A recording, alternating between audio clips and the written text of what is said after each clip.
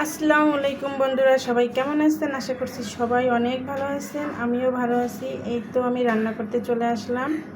আজকে রান্না করা হবে এই যে মায়া মাছ আলু দিয়ে চচ্চড়ি করা হবে। এখানে সব কিছু রেডি করে নিয়েছি। এর সাথে টমেটো দিয়ে দেব। সব কিছু একে একে দিয়ে দেব।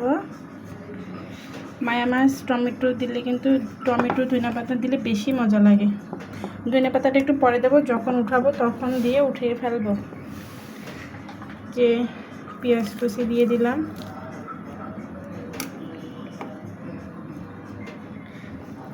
এখানে আদা রসুন জিরা সব একসাথে বেটে নিয়েছি, শিলপাটায় বাটা যে দিয়ে দেবো। আর যে কাঁচা জাল তো দিতেই হবে, ইম্পর্টেন্ট।